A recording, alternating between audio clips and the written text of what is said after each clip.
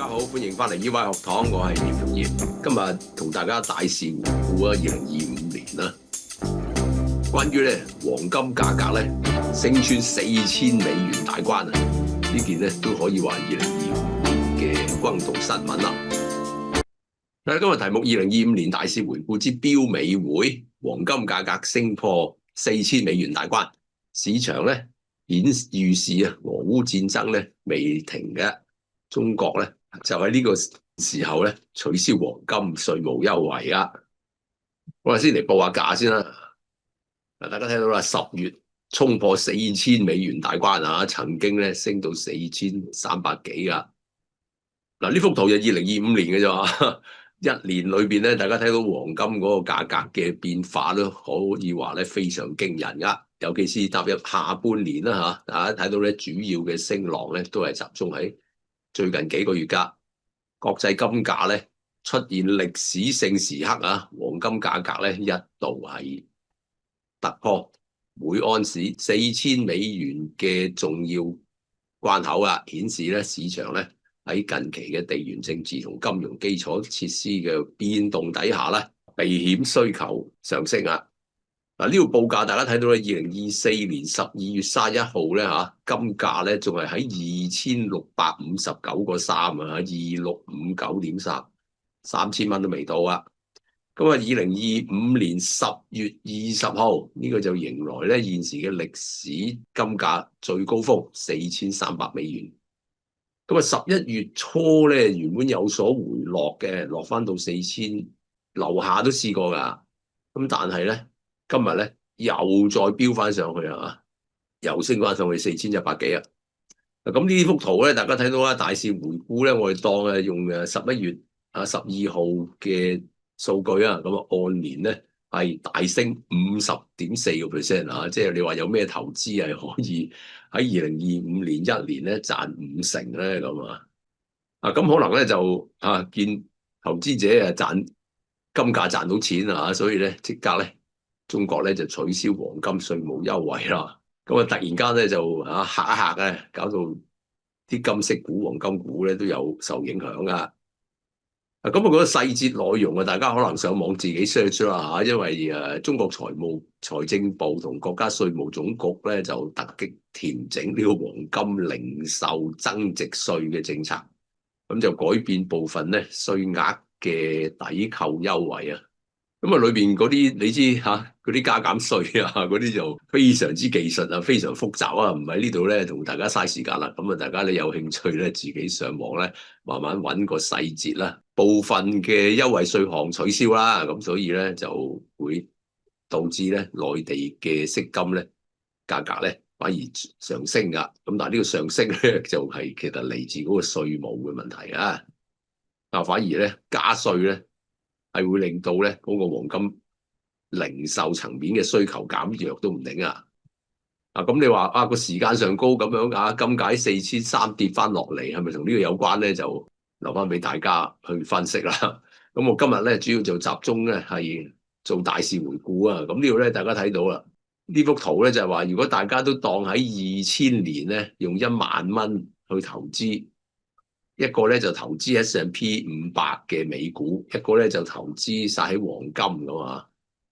咁當然啦，呢個比較就忽略咗好多，譬如話股息啊，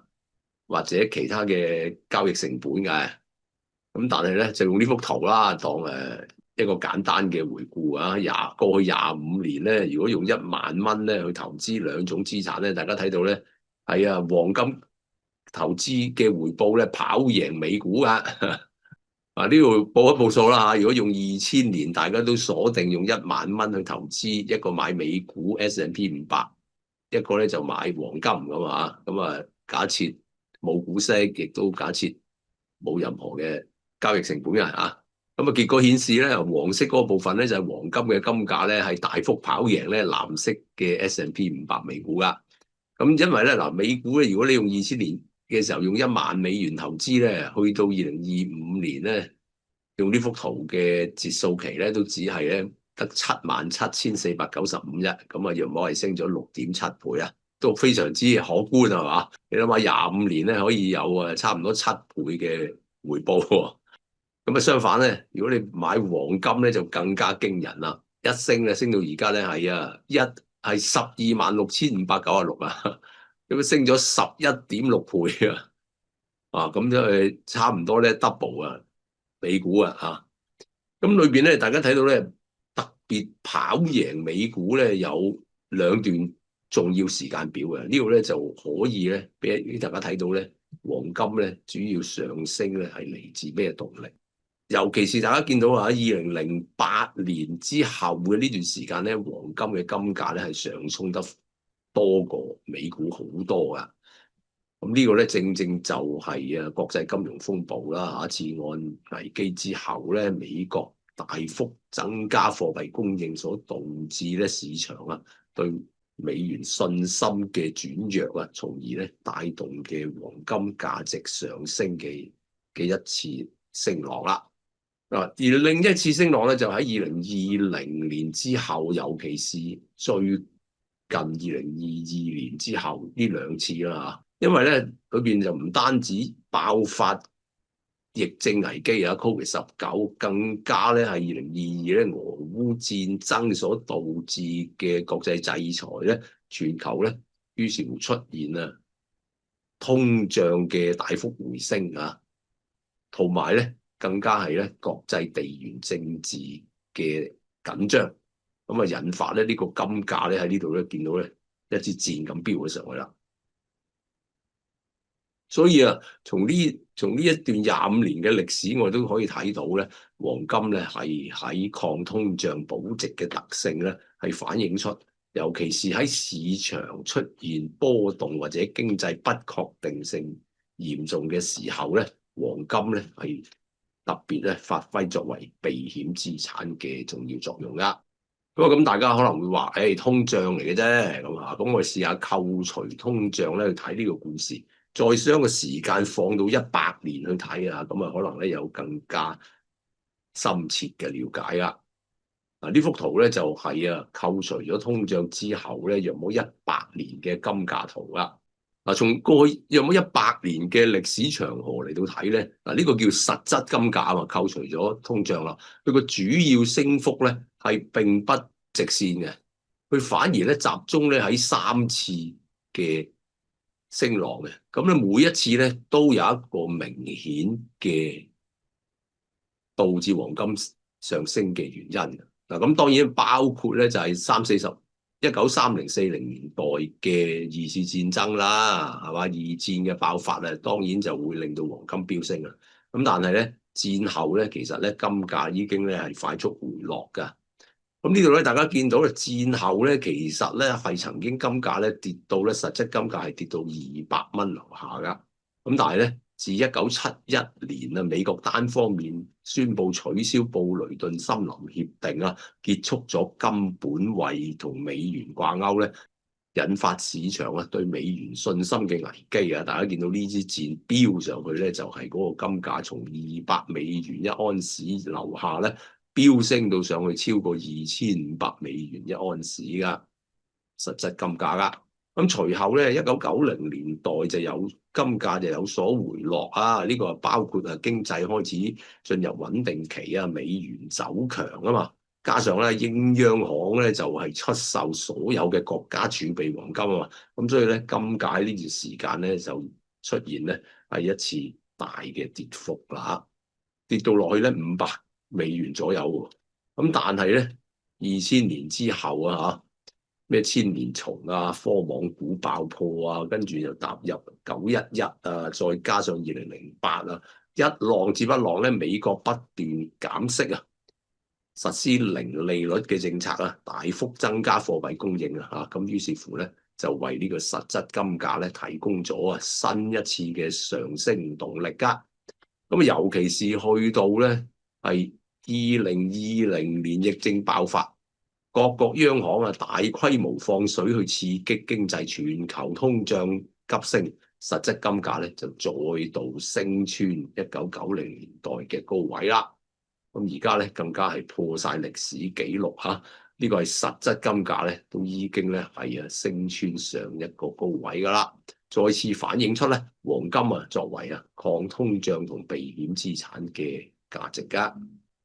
咁你話今次嘅原因係咪又係因為大放水咧？咁今次咧就多咗一個新原因嘅，咁啊似係戰爭咁，但係呢個戰爭咧就係代理戰啦嚇。咁所以今次嘅金價瘋狂飆升嘅原因咧，其實本台都有多條短片咧係連續追擊㗎啦。裏邊咧正正係反映咧全球地緣政治風險急升嚇，尤其是咧係市場買重咧。特朗普咧無法叫停呢個俄烏戰爭啊，所以既然戰事未見停戰咧，制裁變成常態化啦。咁所以咧，即使係央行咧都增持黃金啊，因為黃金咧就成為逃避制裁嘅主要工具之一啦。呢個俄烏戰爭自2022年以嚟原本咧大家寄望咧就係輯川普上台咧，佢話一日就可以叫停啊嘛。咁但係咧市場就發覺咧都係Target 嘅，咁所以咧就買重俄烏戰爭咧短期都不能叫停啦。咁所以黃金咧就繼續上衝啦。咁加上咧2025年相關嘅衝突同制裁咧嘅工具咧仍然喺度延續同加碼噶嘛。咁所以對於國家與國家之間嘅金融往來嘅制裁咧，咁就加劇咗呢個主流美元結算嘅脆弱性啊！即係你唔俾佢用美元交收啊嘛，又踢出咗去喺 SWIFT 嘅系統以外啊嘛，咁所以佢就要尋求其他嘅替代品啦。咁現時嘅替代品唔多啊，咁黃金咧係一個咧其中一個咧冇適應嘅可以逃避制裁嘅重要工具啦，所以央行咧都因為地緣政治風險，尤其是參戰國咧有增持黃金嘅情況啦。咁當然啦，尤其是主要嗰啲國家，如果佢擔心美元資產咧喺制裁嘅環境底下會遭受到凍結或者咧受到限制啊嘛，咁所以黃金就成為佢哋天然嘅儲備替代嘅資產啦，亦都可以咧對沖風險啊。其實過去已經有大量嘅研究機構咧都發現啦，就係針對特定嘅金融主體嘅 SWIFT 制裁措施已經咧對支付同儲備管理咧造成實質影響啦，促使咧部分嘅央行咧重新去配置佢哋嘅外匯同黃金嘅儲備噶。嗱，咁俾啲數據大家睇下嚇，因為喺呢一種咁樣嘅結構性擔心底下咧，咁就出現咧部分嘅大國央行咧近呢段時間咧大幅增持黃金咁有理由相信咧，呢一個央行嘅增持黃金咧，係導致金價上升嘅主因之一㗎。嗱，譬如呢一幅圖大家睇到俄羅斯嘅國家黃金儲備2022年到2025年呢一段時間咧，就係央行增持黃金嘅時間表啊。咁所以俄羅斯嘅黃金儲備咧，由2022年約莫咧2300噸左右咧，就係大幅飆升到2330噸增加咗30噸嘅儲備啦。咁唔知大家能唔能夠想像到30噸黃金係一個乜嘢嘅規模啊？咁另外咧，中國人民銀行嘅黃金儲備增持咧，亦都咧相當凌厲嘅，而且咧更加咧係持續上升嘅冇停啊！俄羅斯咧都已經停咗有輕微回落添㗎啦，但係都係喺高位橫行嘅。咁但係咧，中國咧嗰個增持黃金繼續上升㗎。呢度咧大家睇到咧，從2022年當時咧個黃金儲備咧約莫係1950噸左右咧，喺持續上升增加到咧。而家係2304噸啊！短短2-3年間咧，增持咗354噸嘅儲備。俄羅斯都係增持30噸啫嚇，中國係增持咗354噸增幅係18%，存量咧已經非常接近俄羅斯㗎。呢個係2304同2330爭咧20幾噸嘅啫，所以咧。有可能咧，去到明年咧2026年咧，中國咧將會躍升成為全球第5高嘅黃金儲備國㗎啦。嗱，咁呢一個討論咧就唔係今集先有啦，過去咧大家都可以咧回重溫咧過去幾年嘅短片㗎。呢個譬如咧就係話咧2022年3月2號嘅短片就講到金融戰制裁俄羅斯一場無本位制度嘅實驗裏邊咧就開始咧為大家揭示有關黃金金價嘅脈絡以及咧市場嘅心理㗎。咁到2023年10月21號嘅國際正經咧，再為大家咧分析從美債分佈去睇外交關係，從黃金儲備去睇戰爭風險啦。咁所以都係一脈相承啦嚇。過去2-3年我哋持續都有透過咧多條短片同大家分析指出地緣政治升溫、制裁鏈、全球宏觀不確定性咧係促成金價咧係從$1300左右咧大幅攀升到超過$4000嘅歷史高位啊！咁呢個都反映咧係投資者同埋一啲機構嘅，包括央行咧對呢個實物嘅需求避險嘅投資工具咧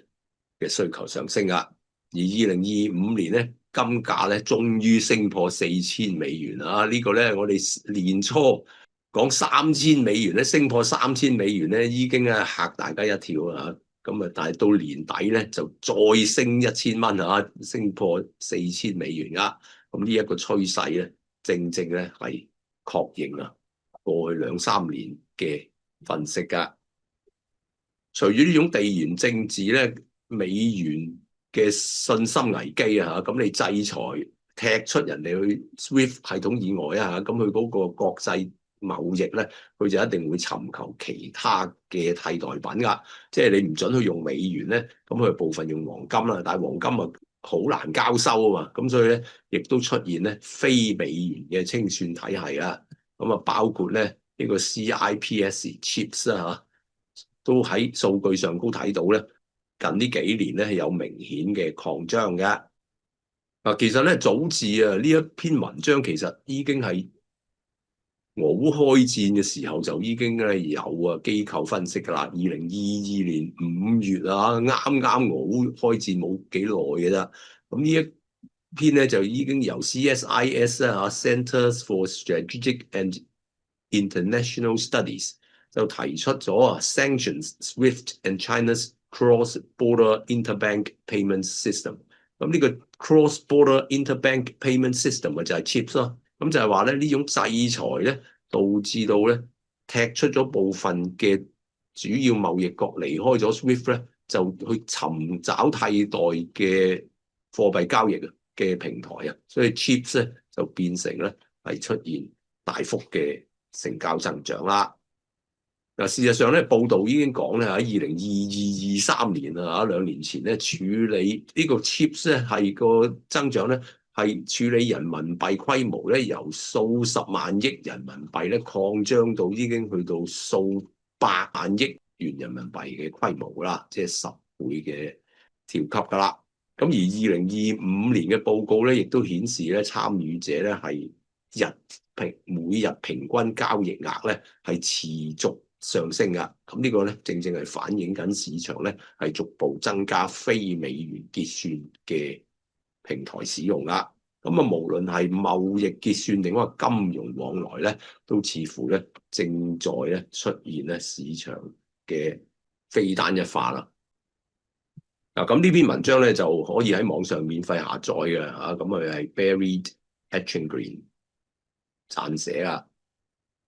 咁呢篇就稍舊啦2022年5月咧，俄烏開戰咧，其實就已經引發國際機構咧係探討有關咧 CHIPS 嘅對 SWIFT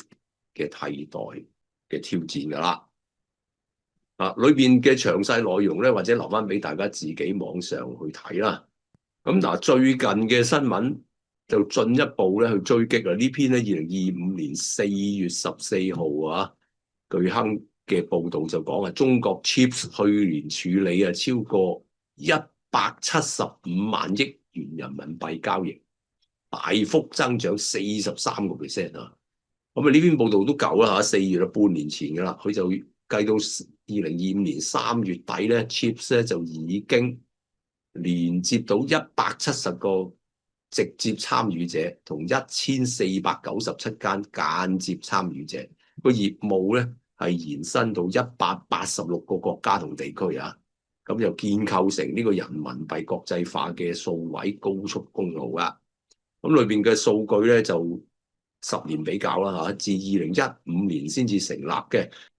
大家睇到2024年咧，呢個人民幣跨境支付系統咧就已經處理咧821萬筆嘅交收，金額咧係達到175萬億元人民幣啊！所以呢個就係講嘅同比增長43%嘅來源啦。所以個結論大家睇到咧，就係話咧，當你嗰個地緣政治風險不斷上升啊，所謂有岸外交啊，於是乎咧就出現啊市場尋找替代嘅工具同平台啊嘛。咁所以一方面咧，制裁就對 SWIFT